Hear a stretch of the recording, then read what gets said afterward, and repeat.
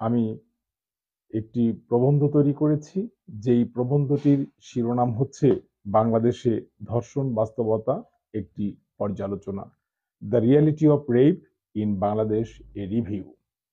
আমি আমার লিখিত এই গবেষণা প্রবন্ধটি আপনাদের সামনে উপস্থাপন করছি। এ বিষয়ে আপনাদের কোনো মতামত থাকলে আপনারা কমেন্টসে সেটি লিপিবদ্ধ করতে পারেন। ধর্ষণ এই একটি শব্দ যা আজকাল আমাদের প্রতিদিনের জীবনের অবিচ্ছেদ্য অংশ হয়ে দাঁড়িয়েছে।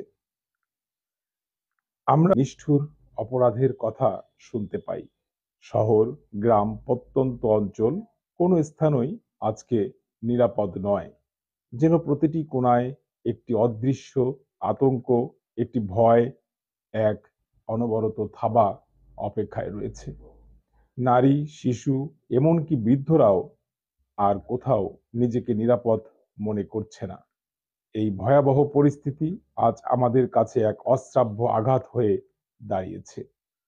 প্রতিদিনের সংবাদপত্র খুললেই ধর্ষণের খবর, একদিকে নারীর বেদনা, অন্যদিকে সমাজের মুখোশহীন অন্ধকার আমাদেরকে ভাবিত করছে। ধর্ষণ বাংলাদেশের সমাজে একটি গুরুতর সামাজিক ব্যাধি হিসেবে পরিগণিত হচ্ছে। এটি কেবল নারীদের জন্য নয়, পুরো সমাজের জন্য একটি গভীরতর সংকট। আইন ও নৈতিকতার দৃষ্টিকোণ থেকে এটি একটি ভয়াবহ অপরাধ হলেও ধর্ষণের ঘটনা প্রতিনিয়ত ঘটছে এবং অনেক ক্ষেত্রেই অপরাধীরা শাস্তির আওতায় আসছে না।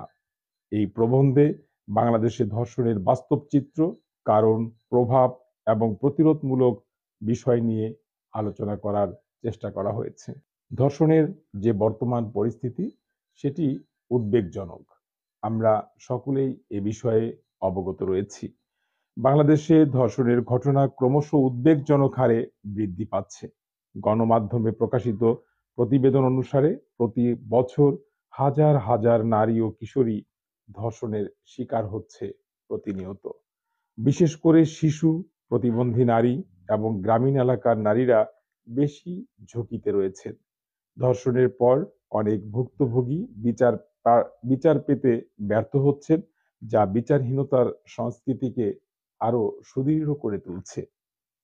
বাংলাদেশে গত কয়েক বছরে ধর্ষণের ঘটনার সংখ্যা হু হু করে বেড়েই উঠছে।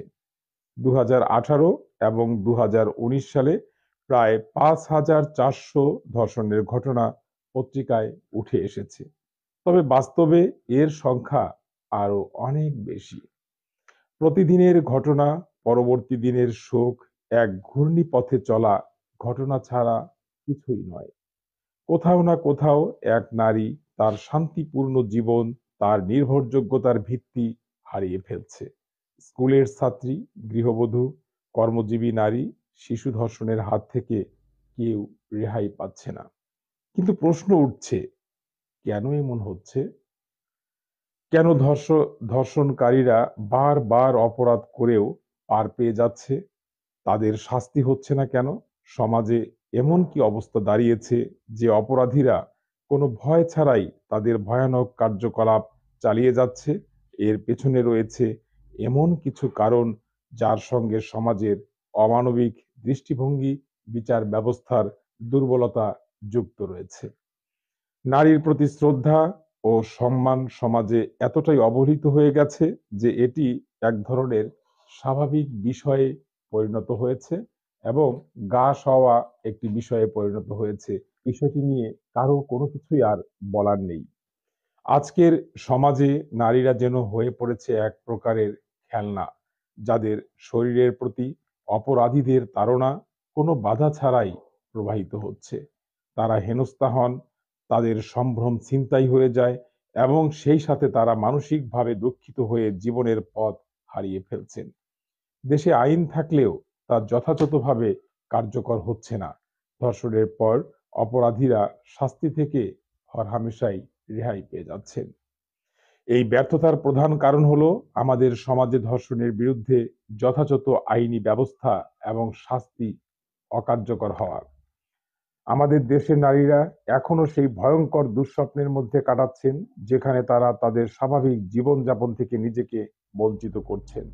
যতদিন অপরাধীদের বিরুদ্ধে কঠোর আইন প্রয়োগ করা না হবে, ততদিন এই হিংস্রতার শিকার আরো বেশিভাবে বাড়তে থাকবে। পিরিয়ড মানুষ মেয়েদেরকে কিছুদিনের জন্য অসুস্থ করে, ধর্ষণ মেয়েদেরকে সারা জীবনের জন্য স্তব্ধ করে দেয়।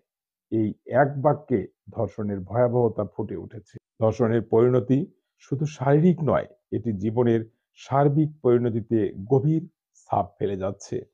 ধর্ষণ কেবল নারীর দেহকে ক্ষতিগ্রস্ত করে না, তার মনও আহত হয়, আর তার আত্মবিশ্বাস মারাত্মকভাবে ভেঙে পড়ে। তবুও আমরা যদি একে সামাজিক ব্যাধি হিসাবে দেখব এবং কঠোর আইনি পদক্ষেপ গ্রহণ না করি, তবে ধর্ষণের সংখ্যা বাড়তেই থাকবে। এই নৃশংস অপরাধের বিরুদ্ধে আমাদের একত্রিত হতে হবে, সামাজিক সচেতনতা বৃদ্ধি করতে হবে এবং নারীর প্রতি সম্মান ও মর্যাদা ফিরিয়ে দিতে হবে। কঠোর আইন, দৃঢ় বিচার ও সামাজিক সচেতনতা আমাদের এই সমস্যার একমাত্র সমাধান হতে পারে। আমাদের সমাজে ধর্ষণ বন্ধের একমাত্র উপায় তা হলো সরকার, সমাজ এবং জনগণের সম্মিলিত উদ্যোগ। একমাত্র সুশাসন এবং ন্যায় বিচারের মধ্য দিয়েই নারীরা তাদের মর্যাদা ফিরে পাবে এবং সমাজে সম্মানিত জীবনযাপন করতে পারে। তবে প্রশ্ন থেকেই যায়, এটা আমরা আর কতকাল সহ্য করব? একটি নারীর নিরাপত্তা এবং মর্যাদা নিশ্চিত না হলে সভ্য সমাজের অস্তিত্ব কি সত্যি অটুট থাকবে? এটি আমাদের সকলের দায়িত্ব।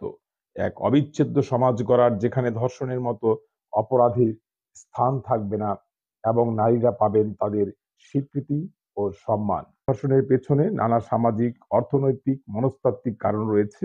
এর মধ্যে উল্লেখযোগ্য কিছু কারণ হলো নারীর প্রতি বৈষম্য, পুরুষতান্ত্রিক সমাজ ব্যবস্থা। সমাজে নারীকে এখনো দুর্বল, অধীনস্থ ভাবা হয়, যা যৌন সহিংসতার একটি মুখ্য কারণ। আইনের দুর্বল প্রয়োগ, ধর্ষণ বিরোধী কঠোর আইন থাকলেও বিচার প্রক্রিয়া দীর্ঘ ও অপরাধের দৃষ্টান্তমূলক শাস্তির যথেষ্টই অভাব রয়েছে। পরিবার ও সমাজের চাপ, অনেক ভুক্তভোগী সামাজিক লজ্জা ও পারিবারিক অসমর্থনের কারণে আইনি সহায়তা নেন না। আরও যে সমস্ত কারণগুলো রয়েছে তার মধ্যে অন্যতম হচ্ছে অশিক্ষা ও নৈতিক অবক্ষয়, মাদকের ব্যবহার। ধর্ষণের ফলে ভুক্তভোগীর মানসিক, শারীরিক ক্ষতি হয়, যা দীর্ঘমেয়াদে তার জীবনকে বিপর্যস্ত করতে পারে।